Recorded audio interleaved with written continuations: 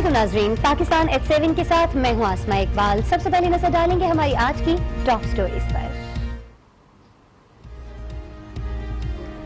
हम ज़हरा बीबी को तो नहीं बचा सके, लेकिन दीगर मरीजों की जानें तो बचा लें। मियां साहब, पंजाब में सेहत का शोबा तवज्जो का तलबगार है।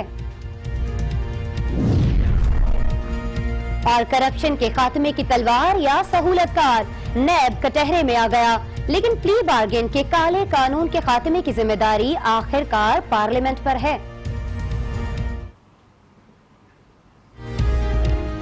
लेकिन पिछले प्रोग्राम में ही हमने कहा था कि हुकूमत ने अवाम के इलाज का ठेका NGOs के सपोर्ट कर रखा है और वो खुद इस जिम्मेदारी से बरी जिम्मा हो चुकी है, और आज इसका अमली सबूत नजर आया है लाहौर के जिना अस्पताल में, जहां एक खातून दम तोड़ गई है सिर्फ इसलिए कि उनके इलाज के लिए वहां पर बेड मौजूद नहीं था, कोई बिस्तर नहीं था नाज़रीन जहां पर उनको चेकअप किया जा सकता, फौरी तौर पर उन्हें तिब्बी इमदाद दी जा सकती। और ये सब कुछ किसी छोटे अस्पताल में नहीं हुआ है, बल्कि जिना अस्पताल में हुआ है, जो लाहौर के 4 बड़े अस्पतालों में से एक है, सैकड़ों मरीजों के इलाज का जिम्मेदार है। लेकिन उस काम के लिए इस अस्पताल की इमरजेंसी में सिर्फ 15 बेड्स मौजूद हैं। ये पूरी हुकूमती मशीनरी पर एक सवालिया निशान है।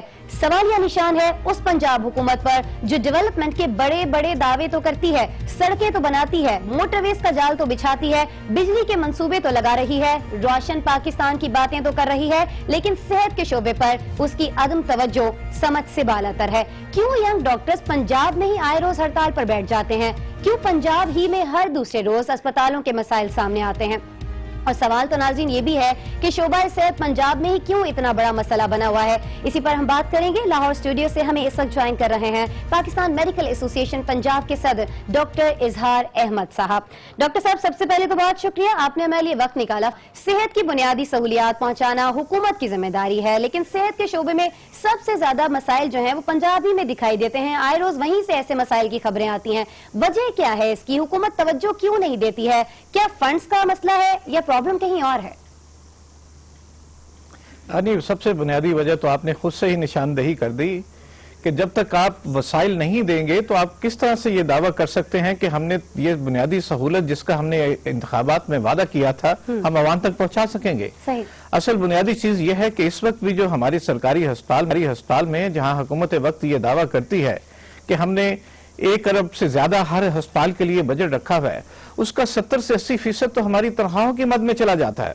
जो बाकी बचता है उसमें हम हुकूमत वक्त के जो बाकी मैं समझता हूं कि स्वाबदीदी इख्तियारात हैं जिसको फुल करना वहां के MS की बुनियादी जिम्मेदारी होती है, या वहां के जो कुल मुख्तार डॉक्टर साहबान होते हैं उनकी जिम्मेदारी होती है, तो वो उसकी नजर हो जाता है। मेरा मकसद, मेरा इशारा VIP की कल्चर की तरफ है, जो लोग वहां अपना इलाज करवाना हक समझते हैं।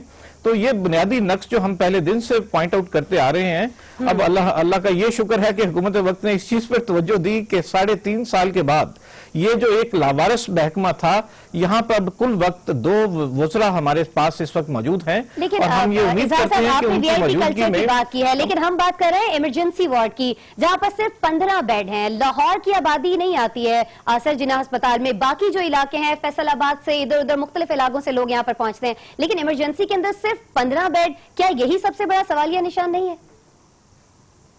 यही तो मैं आपसे गुजारिश कर रहा हूं कि हुकूमत की तरजीहात ही नहीं है सेहत के हवाले से। ये एक मिसाल आप देख लीजिए कि डेंगू आज से कोई 2.5-3 साल पहले एक बहुत अजीब तरीके से हमारे लाहौर शहर के ऊपर वारिद हुआ था, और अब तक हम अगर वज़ीर आला साहब की तरफ से तवज्जो का वो देखते हैं तो वो सिर्फ डेंगू के लिए सुबह 7 बजे मीटिंग करते हैं, जबकि बाकी इमरजेंसीज के हालात भी इससे बहुत मुख्तलिफ नहीं है। वहां पर भी एक एक बेड के ऊपर 3-3 मरीज इस वक्त मौजूद हैं, और मैं ये समझता हूं कि हुकूमत को इस काम के लिए भी सुबह 7 बजे और बाकी जो हुकूमती मशीनरी उसके लिए इसको फॉलोअप में टेकअप करना बहुत जरूरी हो गया है।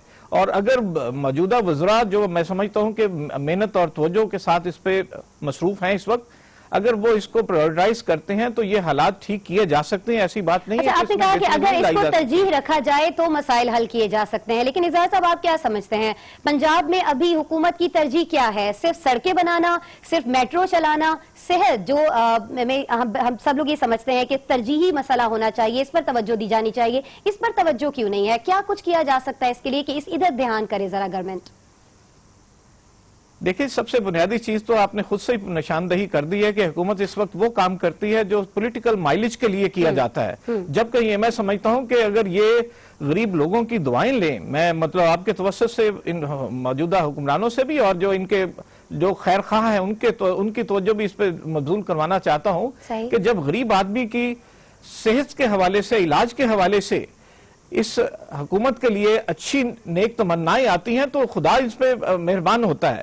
اگر ان کو یہ صرف یہ ایک بنیادی ہی کوئی نقصہ سمجھ آ جائے کہ غریبوں کو جن کا کوئی والی وارث نہیں ہوتا، ہم اس مشکل وقت میں اگر سرکاری ہسپتالوں میں اعزاز صاحب آپ نے خدا کی مہربانی کی بات کی ہے تو ذرا ڈاکٹرز کی مہربانی کی بھی بات کر لیجئے۔ یہ آئے روز کیا مسئلہ ہو جاتا ہے ینگ ڈاکٹرز کے ساتھ؟ کیوں یہ ہڑتال پر چلے جاتے ہیں؟ کیوں نہیں دیکھتے کہ کتنے لوگ ان کی وجہ سے پریشانی کے عالم میں آ جاتے ہیں؟ بہت زیادہ پرابلمز بڑھ جاتے ہیں اسپتالوں کے اندر۔ دیکھیں میں یہ سمجھتا ہوں کہ جب حکومت وقت یا اس کی مشینری خود ڈاکٹروں کی سیاست میں بری طرح سے الجھ جائے تو یہ مسائل اسی طرح سے آئیں گے۔ یہ کوئی بہت بڑا فیصہ غورض نہیں ہے۔ آپ تمام سٹیک ہولڈرز کو جب سٹیج پر لے کے بیٹھتے ہیں، ٹیبل پر لے کر بیٹھتے ہیں تو اس کا ایک مسئلہ حل ہونے کی طرف جاتا ہے، لیکن انتہائی بدقسمتی سے یہ کہنا پڑتا ہے کہ حکومت وقت ڈائریکٹلی ان نوجوان ڈاکٹروں کے خود ہی مطالبات کریٹ کرتی ہے، خود ہی مان لیتی ہے، خود ہی ایک فیصلہ کرتی ہے، خود ہی اس فیصلے سے واپس چلے جاتی ہے، اور یہ مسائل میں سمجھتا ہوں کہ حکومت اور نوجوان ڈاکٹروں کے درمیان میں خود ہی پیدا ہوتے ہیں، خود ہی حل ہو جاتے ہیں۔ ہم جو سینئر لوگ ہیں ہم تو ان کو ہر موقع پہ اپنی ذمہ داری کا احساس کرتے ہوئے مشاورت کے لیے موجود ہوتے ہیں، لیکن مجھے انتہائی افسوس کے ساتھ کہنا پڑتا ہے کہ جو اس وقت بیوروکریسی ہے وہ حکومت وقت کو ان مسائل میں الجھا کر بیٹھی ہوئی ہے جس کا میں سمجھتا ہوں کہ ان کی تمام جو وعدہ وعید ہیں عوام کے ساتھ اس میں سب سے بڑی رکاوٹ ہی وہ ہے، اور اگر یہ ان سے تھوڑا سا ہٹ کر باقی حقیقی بنیادوں پر کوئی پالیسی طے کریں تو یہ مسئلہ کوئی اتنا بڑا مسئلہ نہیں ہے۔ اگر ان کے پاس چیف منسٹر جیسے ایک بہت ول کے ساتھ اس مسئلے کو حل کرنا چاہتے ہیں، ان کا ٹیم لیڈر اگر یہ کرنا چاہتا ہے تو یہ نہ حل ہو سکے۔ اچھا اگر چیف منسٹر صاحب واقعی اتنے ولنگ ہیں اس طرح کی چیزوں کو کرنے کے لیے تو ایک پروگرام کا آغاز کیا گیا تھا 2015 کے اختتام پر، صحت پروگرام کا نام دیا گیا تھا، اخبارات میں اشتہارات لگائے گئے تھے، ٹی وی پر ایڈ چلائے گئے تھے، لیکن اس کے بعد وہ پروگرام کچھ کرتا ہوا کہیں دکھائی نہیں دیا۔ کیا بنا اس پروگرام کا، کچھ بتائیں گے آپ اظہار صاحب ہمارے دیکھنے والوں کو؟ صرف وہ ایک پروگرام نہیں ہے بلکہ میں سمجھتا ہوں اس سے ہٹ کے بھی اور بہت سارے پروگرام ہیں، جیسے ہم نے یہ کہا تھا کہ انہوں نے موبائل ہیلتھ یونٹس کی بات کی، وہ بھی ہوا میں کہیں معلق ہو کے رہ گئی، اس پہ اچھا خاصا ہمارا خرچہ ہوا۔ اسی طرح وزیر اعلیٰ صاحب نے انتہائی نیک نیتی سے ہر ہسپتال کے اندر ایک کنڈیشن لگانے کی بات کی اور وہ بھی ہوا میں اسی طرح سے معلق ہو کر رہ گیا۔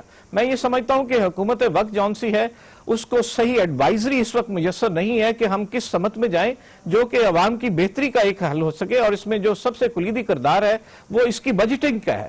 اگر یہ اس کے لیے خرچ کرنے کے لیے ہی تیار نہیں ہے تو یہ مسائل جون سے میری سمجھ کے مطابق اس وقت حکومت وقت اپنے ہسپتال چلانے کے لیے آپ بڑے اہم عہدے پر ہیں، صحت کے معاملات کو آپ دیکھتے ہیں، یہ جو بجٹ مختص کیا جاتا ہے کسی بھی پروگرام کو لے کر کہ اس پر اتنا پیسہ لگایا جائے گا، بعد میں آپ نے کہا کہ وہ سارا پروگرام ہوا ہو جاتا ہے، پروگرام تو ہوا ہو جاتا ہے، وہ جو بجٹ ہوتا ہے وہ کہاں جاتا ہے؟ اظہار صاحب آپ کے پاس بھی تو اندر کی باتیں ہوں گی، اندر کی خبریں ہوں گی۔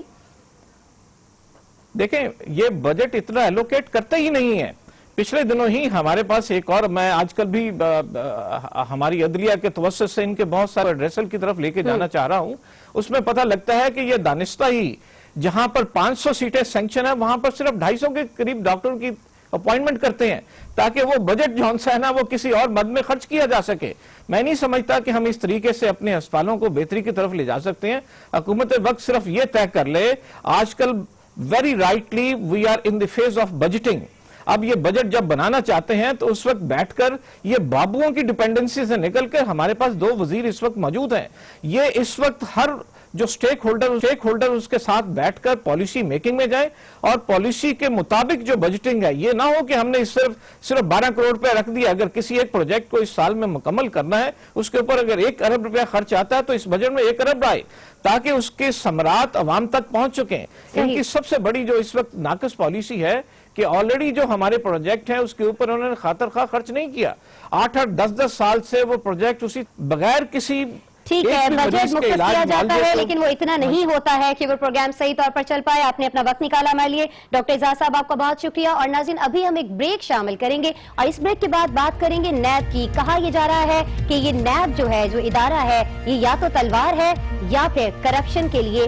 سہارا فراہم کر رہا ہے. معاملہ کیا ہے، بات کریں گے بریک کے بعد.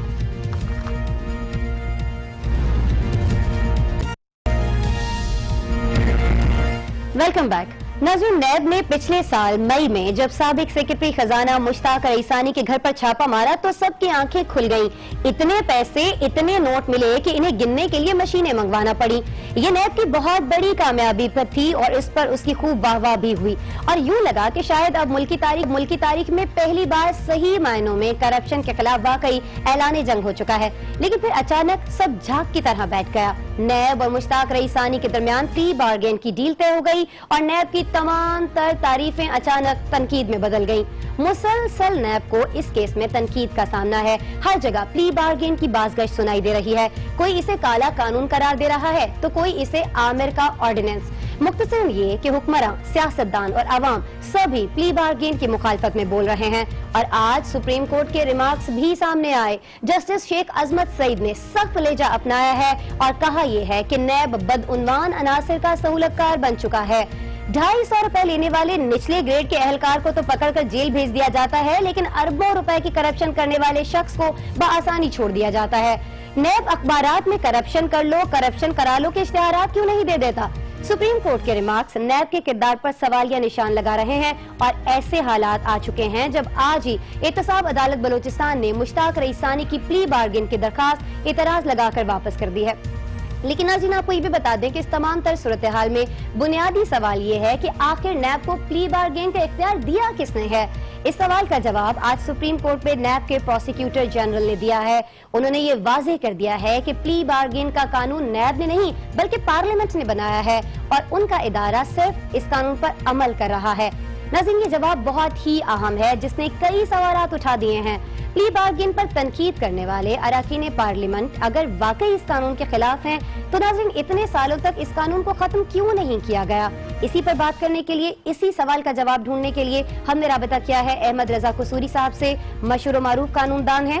قصوری صاحب بہت شکریہ، آپ نے ہمارے لیے وقت نکالا. فرمائیے گا، سپریم کورٹ نے آج اپنے ریمارکس میں یہ کہا ہے کہ نیب پلی بارگین کے قانون کا غلط استعمال کر رہا ہے. کیا آپ اس چیز سے اتفاق کرتے ہیں؟ کیا آپ سمجھتے ہیں کہ قانون کا صرف غلط استعمال ہو رہا ہے؟ دکھائی نہیں دیتا کہ قانون ہی غلط ہے؟ یہ جو پلی بارگین ہے، یہ جو ہے بجائے کرپشن کو کرب کرنے کے کرپشن کو بڑھانے والا ہے. یعنی آپ پکڑے گئے، مثلا ابھی آپ نے دیکھا کہ بلوچستان کا ایک سیکرٹری فائنانس، بلوچستان کا سیکرٹری فائنانس گریڈ 19 سے ہوتا ہے، اس نے 2 ارب روپے دے کے پلی بارگین کی ہے. اس کا مطلب ہے اس کے ساتھ 5-6 ارب تو اس نے بچا کے رکھ لیے ہوں گے جو اس نے 2 ارب لے کے، جس میں 2 ارب میں پھر وہ جو ہے نیب والے ان کے بھی حصہ پتی ہوگا، ان کے جو انویسٹیگیٹر ان کی حصہ پتی ہوگا. تو یہ ایک بالکل سپریم کورٹ کا جو ہے جائزہ بالکل صحیح ہے اور بڑا پریکٹیکل ہے جو وہ کہتے ہیں کہ یہ بجائے کرپشن کو کرب کرنے کے یہ کرپشن کو جلا بخش رہی ہے اور اس کو طاقت بخش رہی ہے.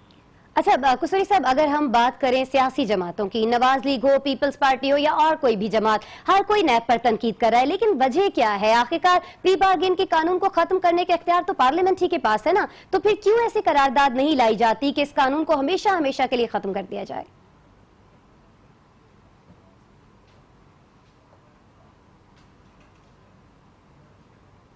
دیکھیں، بات یہ ہے کہ بارنگ فیو آنریبل ایکسیپشنز جو کہ ہیئر اینڈ دیئر ہیں، ان کے علاوہ سیاستدانوں میں بھی تھورلی کرپٹ لوگ بیٹھے ہوئے ہیں، بیوروکریسی میں بیٹھے ہوئے ہیں. اور یہ جو باہر سے آپ کو ایڈ آتی ہے اس میں ہر 100 روپے میں جو کرپشن ہوتی ہے اس میں جو ہے 60% جو ہے وہ چلی جاتی ہے سیاستدانوں کے جیب میں اور 40% بیوروکریسی کھاتی ہے. یہ دونوں مل کے کھاتے ہیں جی.